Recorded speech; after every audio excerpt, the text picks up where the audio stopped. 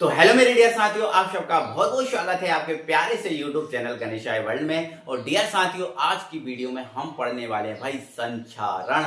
और भाई संचारण का विद्युत रासायनिक सिद्धांत, मतलब टोटल आज का वीडियो ना संचारण पर है ना।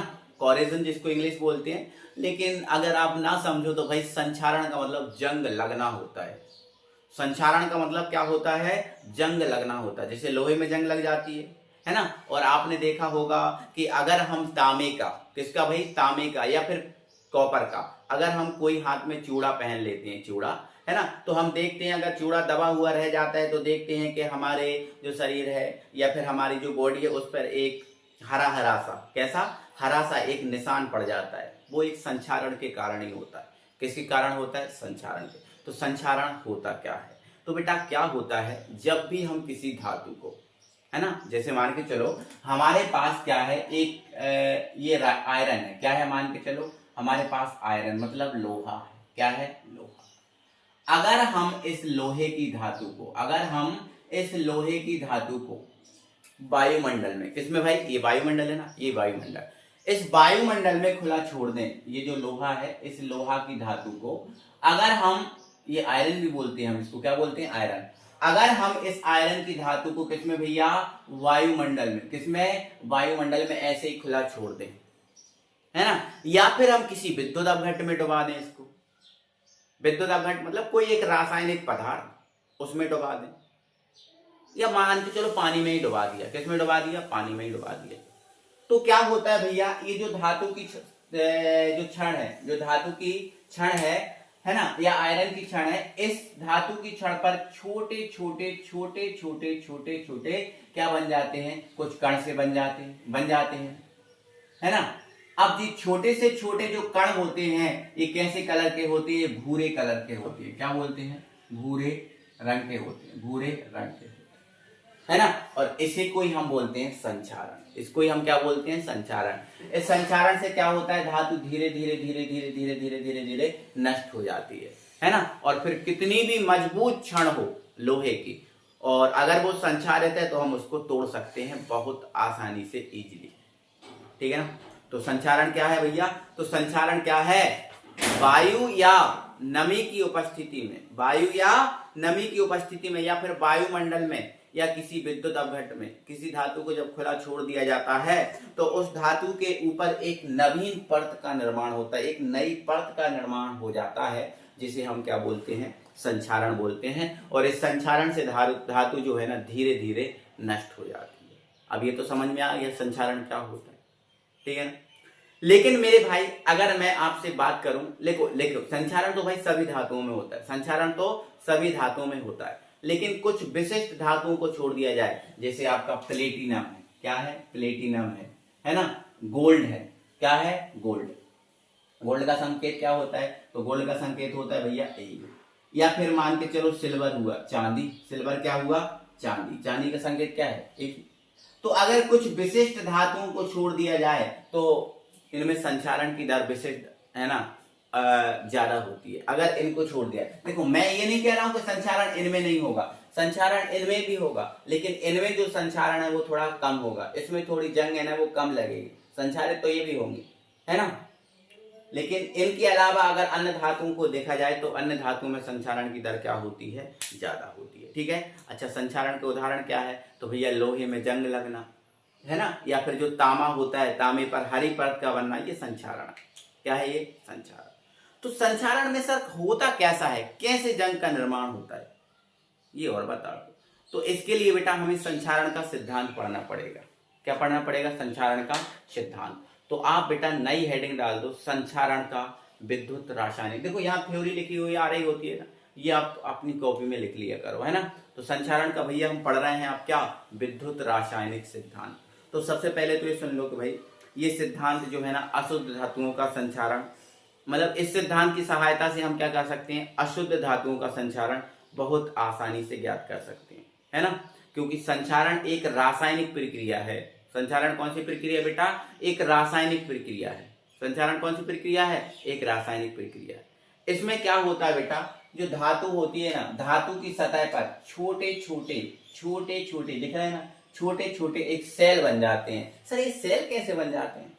सेल में तो सर 2 इलेक्ट्रोड होते हैं, तो मैं सब बता दूंगा, टेंशन मत लो। इस सिद्धांत के आधार पर हम अशुद्ध धातुओं का संचारण बहुत आसानी से ज्ञात किया जा सकता है, क्योंकि संचारण एक रासायनिक प्रक्रिया है। क्या है? एक रासायनिक प्रक्रिया।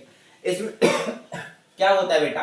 धातु की सतह पर छोटे छोटे सेल बन जाते हैं। क्या बन जाते हैं? छोटे छोटे क्या बन जाते हैं? सेल बन जाते हैं। ठीक है, क्या बन जाते हैं? सेल बन जाते हैं। और इन सेल को ना हम पता क्या बोलते हैं? इन सेल को हम बोलते हैं गैल्वेनिक सेल। क्या बोलते हैं भैया?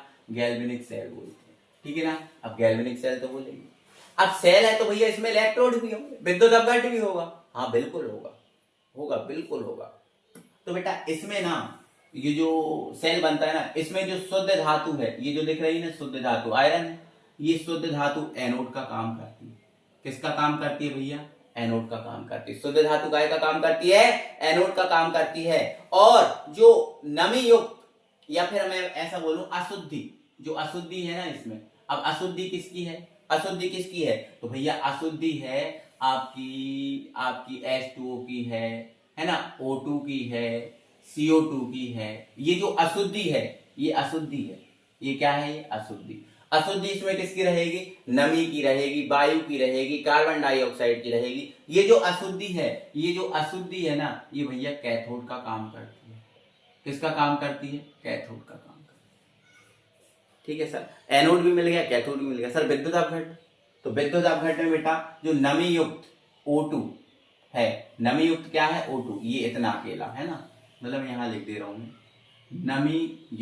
नमी युक्त O2, मतलब H2O प्लस O2 जो है ना, वो विद्युत अपघट का काम करता है। किसका काम करता है? विद्युत अपघट। ये डायग्राम हल्का फुल्का अपनी कॉपी में बना लेना, कोई दिक्कत नहीं। ठीक है ना? तो ध्यान रखना O2 का काम करता है। अब भैया O2 का काम करता है तो ये पूरा का पूरा सेल बन गया। अब सेल में अभिक्रियाएं होंगी। सेल में क्या होती हैं? अभिक्रियाएं होती हैं। और जब अभिक्रियाएं होती हैं तो कुछ एनोड पर होता है और कुछ कैथोड पर होता है। और फिर जाके किसका निर्माण हो जाता है? जंग का निर्माण होता है। किसका निर्माण हो जाता है भैया? जंग का निर्माण, जिससे धातु धीरे धीरे नष्ट हो जाती है। तो इसका उदाहरण है लोहे में जंग लगने के जो सिद्धांत, या फिर जो संचारण का विद्युत रासायनिक सिद्धांत है, इसका उदाहरण है लोहे में जंग लगना। तो हम आपको लोहे में जंग लगना, एक प्रक्रिया जो है ना लोहे में जंग लगने की, उसको संपूर्ण रूप से अच्छे से समझा दे रहा है। ठीक है ना? तो उदाहरण है लोहे में जंग लगना, इसको उदाहरण के द्वारा समझते हैं। सिद्धांत आए पहले कॉपी में ये लिखना है, उदाहरण इसका लोहे में जंग लगना है। अब लोहे में जो जंग कैसे लगती है, कैसे जंग का निर्माण होता है, वो पूरा सब कुछ हम आपको अच्छे से बता दे रहा है। ठीक है ना? तो उदाहरण आप डाल लेना लोहे में जंग लगना, और ये हल्का फुल्का सा आप डायग्राम अपनी कॉपी में बना लेना। ठीक है ना? तो भैया इस प्रक्रिया में, लोहे में जो जंग लगने की प्रक्रिया है, इसमें शुद्ध धातु काय का काम कर रही है? एनोड का। अशुद्धि काय का काम कर रही है? कैथोड का। और नमी युक्त O2 और जो नमी युक्त जो O2 और या फिर CO2, नमी युक्त O2 प्लस CO2 भी कर लेना। नमी युक्त O2 और जो CO2 है वो काय का काम करती है भैया? विद्युत अपघट। ठीक है? अब नमी युक्त O2 और CO2 किसका काम कर रही है भैया? विद्युत अपघट का। तो यहाँ पर आप O2 लिख सकते हो। क्या लिख सकते हो? O2। अब ये O2 नमी युक्त है, मतलब इसमें नमी मिली है, मतलब जल मिला हुआ है, जो विद्युत अपघट का काम करेगा। ठीक है ना? अब भैया पूरा का पूरा सेल बन गया, तो इस पर क्या होगी? अभिक्रिया होगी। तो कुछ एनोड पर होगी और कुछ कहां पर होगी? कैथोड पर होगी। तो एनोड पर क्या होगा? तो भैया देखो इधर, एनोड पर तो एनोड काय है भैया? एनोड शुद्ध धातु है। तो ये शुद्ध धातु क्या करेगी? जो शुद्ध धातु है Fe, ये शुद्ध धातु क्या करेगी? अपने 2 इलेक्ट्रॉन को दान करेगी। कितने इलेक्ट्रॉन को दान करेगी? 2 इलेक्ट्रॉन। आयरन 2 इलेक्ट्रॉन ज्यादातर दान करता है, और जैसे ये 2 इलेक्ट्रॉन को दान करेगी और काय बदल जाएगी Fe2+ में, क्योंकि एनोड पर क्या होता है? ऑक्सीकरण, और ऑक्सीकरण में इलेक्ट्रॉन तो दान होते हैं, तो इलेक्ट्रॉन दान करके काय बदल गई? Fe2+ में। क्लियर है? बात हो गई, समझ में आ गया आपको? अब ये Fe2+ में बदल गई। आगे क्या होगा? तो ये आगे कुछ कैथोड पर भी होगा। तो देखो आप कैथोड पर आ जाओ। किस पर आ जाओ? कैथोड पर। तो कैथोड पर क्या है? तो कैथोड पर तो भैया नमी है। कैथोड पर क्या है? नमी है। और कौन है? O2 है। तो नमी युक्त जो O2 है कैथोड पर क्या है? नमी है और O2 है। CO2 ज्यादा क्रियाशील नहीं होता, वो क्रिया ज्यादा नहीं करता, है ना? तो कैथोड पर क्या है? नमी है और O2 है। तो ये नमी जो मतलब H2 है, इस O2 के आधे अणु से क्रिया करके, किसके क्रिया करके, आधे अणु से क्रिया करके, देखो कैथोड पर क्या होता है, अपचयन, कैथोड पर क्या होता है, अपचयन। तो भैया ये इलेक्ट्रॉन को क्या करेंगे, ग्रहण करेंगे, इलेक्ट्रॉन को क्या करेंगे, ग्रहण। और जब ये इलेक्ट्रॉन को ग्रहण करेंगे, इसीलिए तो हम इसको क्या बोलते हैं, अपचयन बोलते हैं। क्या बोलते हैं, अपचयन। क्या बोलते हैं, अपचयन। तो कैथोड पर जो नमी है मतलब H2 और जो O2 है, ये इलेक्ट्रॉन को ग्रहण करके क्या बना देगा, तो ये इलेक्ट्रॉन को ग्रहण करके OH माइनस बना देगा। क्या बना देगा, OH माइनस। देखो ये 2 से 2 कट जाएंगे तो केवल O बचेगा, एक O इधर है, एक O इधर है, कितने O हो गए, 2, और 2 O और 2 H, क्या बना देंगे, OH माइनस। इलेक्ट्रॉन ग्रहण कर रहा है ना, और ग्रहण करने वाला तो ऋणात्मक होता है, तो ये ऋणावेश में बदल जाएंगे, लेकिन इनकी संख्या 2 आएगी अगर इसको पूरा बैलेंस करेंगे। तो ये बन गया OH माइनस, और यहाँ एनोड पर क्या बन गया, Fe2 प्लस। अब देखो ये एनोड था, एनोड ने अपने कितने इलेक्ट्रॉन दान कर दिए, 2, और जब 2 इलेक्ट्रॉन दान कर दिए तो Fe2 प्लस बन गया। और कैथोड पर क्या बन गया, तो कैथोड पर बन गया भैया 2OH माइनस बन गया। अब ये एनोड और कैथोड वाले ये जो आयन दिख रहे हैं, ये जो आयन दिख रहे हैं, ये आयन जो है ना, ये आयन आपस में मिलेंगे। ये आयन क्या होंगे, आपस में मिलेंगे। ये आयन आपस में मिलेंगे, और जब आयन आपस में मिलेंगे तो क्या बनाएंगे वो मैं बता रहा हूं। तो इसमें आपको एक लाइन लिखना है ना, अब OH माइनस, यहां लिख देना, अब OH माइनस Fe2 प्लस से क्रिया करके,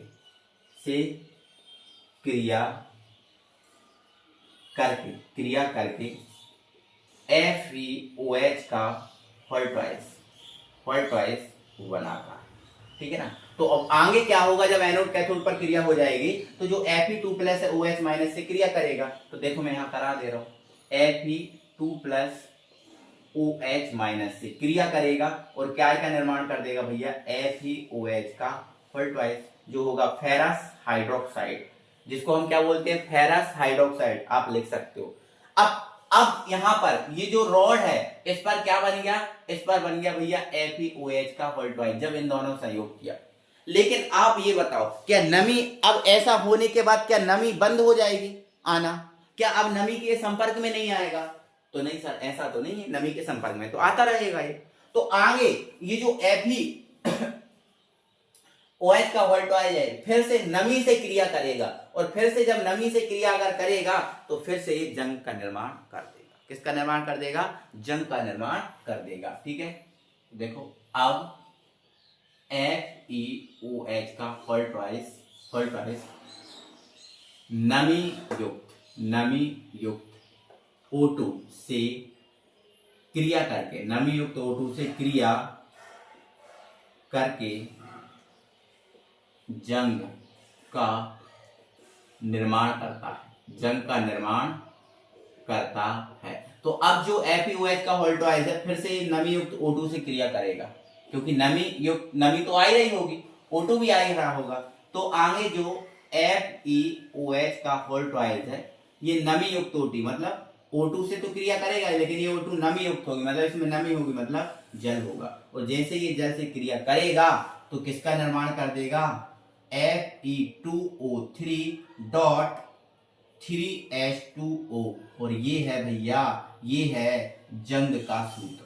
ये जंग का क्या है, सूत्र है, जिसको हम क्या बोलते हैं, इसको रासायनिक रूप से बोले तो इसको hydrated ferric oxide, hydrated ferric oxide बोलते हैं, ये रासायनिक नाम है। अब ये इसको तो फेरिक ऑक्साइड बोलते हैं, लेकिन ये हाइड्रेटेड क्यों आया, क्योंकि इसमें क्रिस्टल जल के अणु है ना, इसलिए इसको हाइड्रेटेड आया। तो ये जंग का सूत्र है और ये जंग बन जाएगी। लेकिन सर ये बैलेंस नहीं है, तो भाई बैलेंस नहीं है, कोई दिक्कत नहीं है, इसको आप दोगुना कर दो और इसको आप कर दो आधा, ये बैलेंस हो जाएगा, है ना। तो ये है जंग का सूत्र। आई बात समझ में कि नहीं आई बात समझ में। सबसे पहले भैया लोहे में जंग लगती है तो शुद्ध धातु एनोड का काम कर रही है, तो इलेक्ट्रॉन दान करके Fe2 प्लस बना लेगा, और अशुद्धि में H2 और O2 क्या बना लेगा, OH माइनस। अब ये OH माइनस Fe2 प्लस से क्रिया करके FeOH का होल ट्वाइस बना देगा, बन गया। अब ये FeOH का वोल्टाइज है नमी युक्त O2 से क्रिया करके किसका निर्माण कर देगा, जंग का। तो अब जंग का सूत्र पेपर में आता है कि जंग का सूत्र क्या है, ये है। और ये भी आता है संक्षारण कौन सी प्रक्रिया है, तो संक्षारण एक रासायनिक प्रक्रिया है। कौन सी प्रक्रिया है भैया, एक रासायनिक प्रक्रिया है, ठीक है ना, जिसमें धातु की सतह पर छोटे छोटे क्या बन जाते हैं, सेल। तो ये संक्षारण का क्या हुआ भैया, विद्युत रासायनिक सिद्धांत। अब संक्षारण को अगर हमें रोकना है, संक्षारण को हमें क्या करना है, रोकना है, तो अब रोकना, और तो ये तो जानते ही हो, है ना, ये तो जानते ही हो कि भैया संक्षारण को रोकना है तो धातु पर हमें पेंट करना चाहिए। हमारे घर में करते हैं ना, बरसात से पहले धातुओं को अच्छे से पेंट कर देते हैं, ग्रीस ऑयलिंग कर देते हैं, है ना। तो ये आप जानते हो, कोई परेशानी नहीं। तो अब ये चैप्टर होता है अपना फिनिश, पूरा कंप्लीट, और कल से अपना एक नया चैप्टर स्टार्ट होगा जिसका नाम है रासायनिक बलगति, चैप्टर नंबर 3। ओके, तो भाई कैसा लगा वीडियो, एक बार कमेंट बॉक्स में कमेंट करके जरूर बताना, ठीक है ना। मिलती है फिर अगली वीडियो में, तब तक के लिए जय हिंद।